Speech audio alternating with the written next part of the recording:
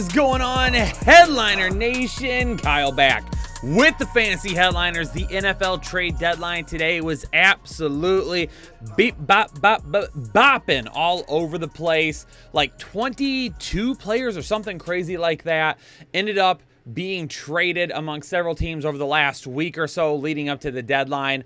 So a lot of action. Now, some of the guys that we were maybe thinking, like a Kareem Hunt and Alexander Madison, maybe some like really deep fantasy options that we really wanted to see maybe get a fresh start elsewhere, didn't end up happening. Brandon Cooks is another one. Elijah Moore. No like huge names like that, but there were several trades that did happen that could have some sort of a fantasy impact either towards the end of the year or maybe even heading into next year. And I think we need to talk about all of them in this show right here. So hit the like button for me. Subscribe if you're new here to the Fantasy Headliners. Leave a comment down below and let me know which trade you felt was the best. Which trade do you think will have the biggest fantasy impact for the rest of this season? Let's hop into the very first trade.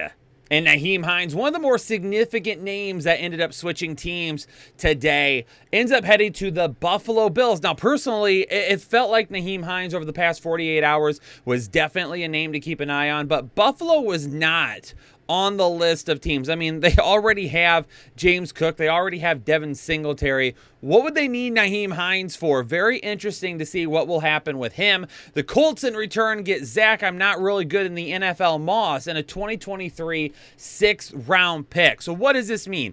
For the Indianapolis Colts, not much. Other than Deontay Jackson is now the backup to own to Jonathan Taylor. Now, Jonathan Taylor hasn't done a whole lot, is a little bit banged up, so Deontay Johnson is going to kind of be that next guy up.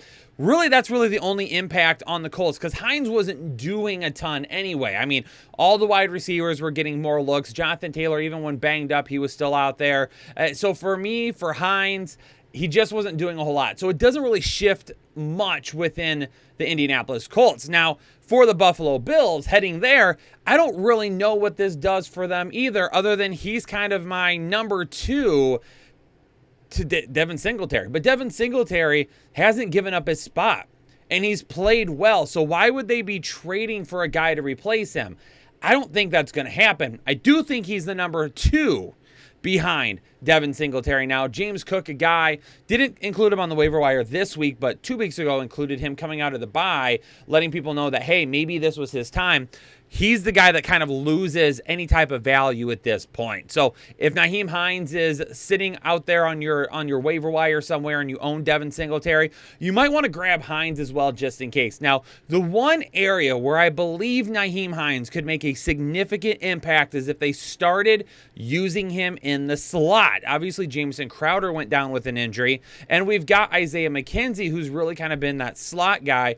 But if for some reason they got Hines because they felt he was going to be an upgrade in the slot over a guy like Isaiah McKenzie, that is where he could make significant contributions. Now, do I think that's going to happen? Not necessarily. I think it was more of a depth move, and you can see that by just giving up a 6th-round pick and then Zach Moss, who really had been left to the sidelines for a majority of the past few weeks. So Nyheim Hines, not really a guy that I'm running out to grab right this second. What about Calvin Ridley? I think this caught everybody off guard. Now, Calvin Ridley suspended for the entire 2022 season for gambling on a game late last year.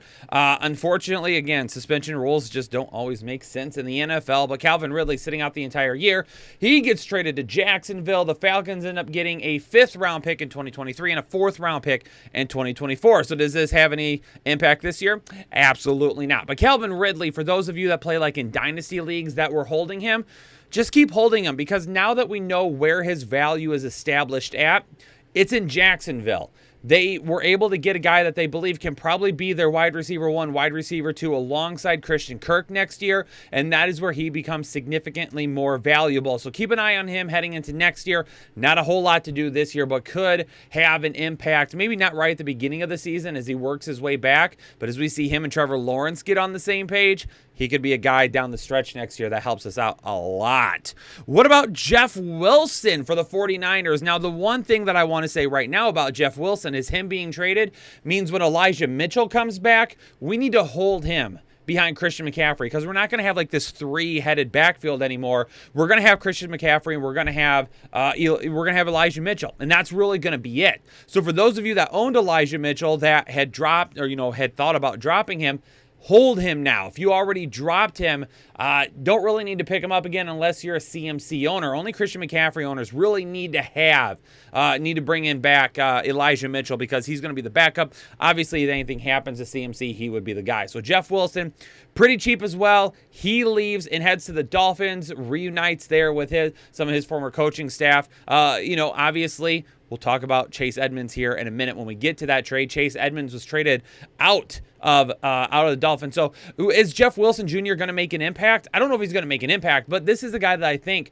could end up taking over for a guy in Raheem Mostert, who has, in the past, suffered injury issues and seen himself get knocked down because of that. So Jeff Wilson, again, if you own Raheem Mostert, we've got to have Jeff Wilson. And honestly, if you don't own Mostert and you've got at least some room on your bench and he wouldn't be taking up a space, grab Jeff Wilson anyway. And then that way, if for some reason he does take over that backfield, if Mostert were to get hurt, you've got the running back one there, and that could end up being a really good grab for you as we near like playoff time.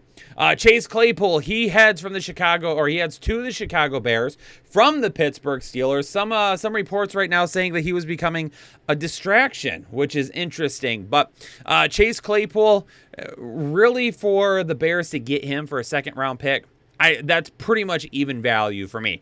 They needed help at the wide receiver position. They go ahead and add a little bit of help, a deep threat, a guy that is a bigger wide receiver, right? We don't really see that in Chicago right now. He is a guy that can go up and get a few balls that Justin Fields throw up to him. I love this move for Justin Fields first and foremost. For Chase Claypool, I don't know if it brings a ton of value this year. If you own him, maybe just keep holding him for right now. Just stash him. Let's see what happens. If he's on your waiver wire and you don't have a whole lot of wide receiver depth, maybe grab him at that point. He's kind of a speculative ad right now. We're not really grabbing him saying, yep, this is definitely a guy locked in, wide receiver 3, because if you told me, Darnell Mooney is really kind of in the same atmosphere in terms of talent that Chase Claypool is. And because of that, it's not really like Chase Claypool is coming in and taking over as wide receiver 1. Now, he could help open some things up for Darnell Mooney. And now Darnell Mooney down the stretch becomes a guy that's a little bit more fantasy value. But once again, just another guy that's kind of a speculative ad at this point, where we do bring him on our roster and we just hope that maybe he does provide something later on the season. Chase Edmonds. This was included in the larger part of the deal, which was Bradley Chubb. The main headliner of this trade was Bradley Chubb going from the Broncos to the Dolphins with a 2025 fifth-round pick as well. But then Chase Edmonds goes to the Broncos. Now, he might be one guy that is one that is going to become a potential, I don't want to say significant, but potential fantasy contributor right away. We've seen Melvin Gordon be okay, not great. We've seen Latavius Murray be okay, not great. Chase Edmonds is going to get a shot. I don't think that he was just added just to get thrown in there. The contract that he signed, okay, not bad. I don't think it was any type of a filler where they needed to move the money. But he goes with a first-round pick and a fourth-round pick. So for me and Chase Edmonds, for the Broncos, I think Chase Edmonds is a guy that later in the season, if we see any issues with any of these running backs where he starts to work his way up a little bit. To begin, we're going to see a three-headed monster, and I believe whoever ends up playing the best is going to separate themselves. So if Chase Edmonds comes in, plays well, and is the guy, that's going to help out a lot. The other thing that I could see with Chase Edmonds is him being really that pass-catching role. Something similar to what we saw with Arizona while he was there, where he was getting some carries on the ground, but it was really the impact he was making out of the backfield, catching the football. That is where I could see him getting the most value at this point, where they bring him in. And seeing how Denver has played so far this season, where they have been down quite a bit and haven't really had the offensive firepower that they've needed, that's where I think Chase Edmonds steps in and becomes a fantasy contributor. So PPR leagues, half PPR leagues, definitely a guy that I could see at some point this season becoming a flex consideration every single week. Latavius Murray was just kind of brought in, signed off the practice squad. So we could look at that and say, they could cut bait with him at any point and just be like, okay, we don't really need Latavius Murray anymore. And then you got Melvin Gordon, you've got Chase Edmonds, and Chase Edmonds is your main pass catching back.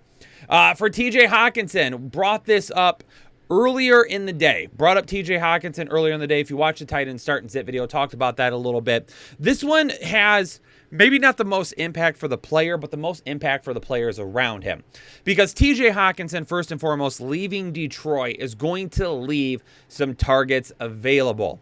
And the reason I say that is because TJ Hockenson was top 6 in terms of targets per game among tight ends.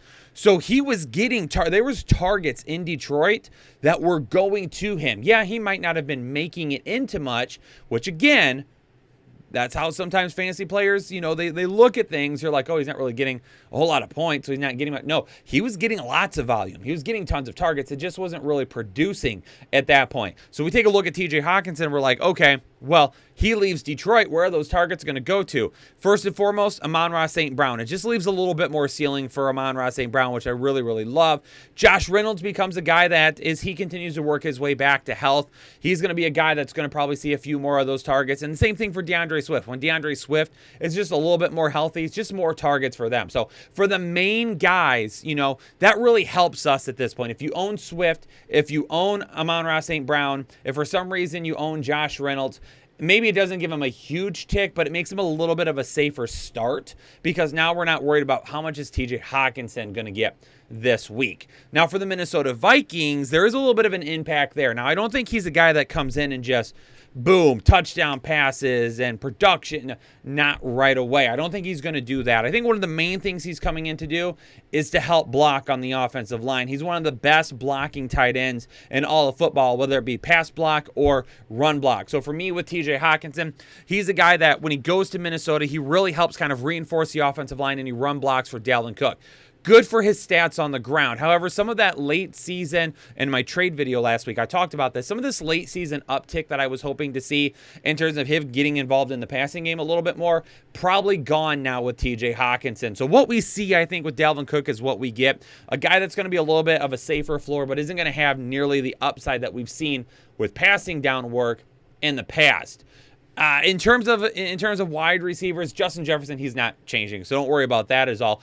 Adam Thielen's going to be an interesting one because for me and Adam Thielen, some of those targets that may have been going to him could start to maybe move over to TJ Hockenson a little bit. I could see Hockenson anywhere between 4 to 6 targets a game, and I don't think it's going to affect, Justin Jefferson, and I don't think it's going to affect Dalvin Cook because he hasn't really been involved in the passing game as much as we've seen in the past anyway. And really, KJ Osborne, there isn't much there. He's had a good game here and there, but he's not really going to lose a whole lot because he's not really getting a whole lot. So Adam Thielen is the main guy where I could see some of those come from. So for me, Adam Thielen becomes a guy where maybe we started him as like a low-end wide receiver 2, high-end wide receiver 3, where he kind of drops to low-end wide receiver, like low-end wide receiver 3, high-end wide receiver 4 a little bit. As far as TJ Hockenson goes and his value the rest of the season, it's really going to depend on how much volume if he gets. I mean, if he's getting the same type of targets that we saw in Detroit, then absolutely, this is a guy that could still be kind of a low tight end 1 for us. The main thing for me isn't the targets, though. It's the consistency. Can he produce consistently? Until I see that, if you own TJ Hockenson, we're probably just going to hold him for right now to see what happens over the next couple of weeks, and then we'll make a decision whether we keep him and start him, or we go ahead and kind of toss him back over to the waiver wire, because at that point, we might not end up needing him. If we find out over the next couple of weeks that, he was really brought in to kind of be that guy to kind of help on the line a little bit more, he might not be somebody that we're like, oh, super excited to start him every single week. There you have it, ladies and gentlemen. All the trades that happened today, the ones affecting fantasy football the most, leave me a comment down below. Let me know what you're thinking about all the trades that happened. Do you own any of these players, and are you worried about any of them? Hit the like button for me before you get out of here. Subscribe to the channel. Everybody out there, stay safe and healthy, and I'll catch you on the next episode of the Fantasy Headliners. Analytics off the chain, all the channels not the same. Jake and Kyle, you know the name. Headliner Nation, we running the game. Y'all stuck on third down. Your content's plain Jane. Headliners on top now. We gonna move and change. Podcast off the rip. Draft guide, so legit. Fantasy world, our game tight.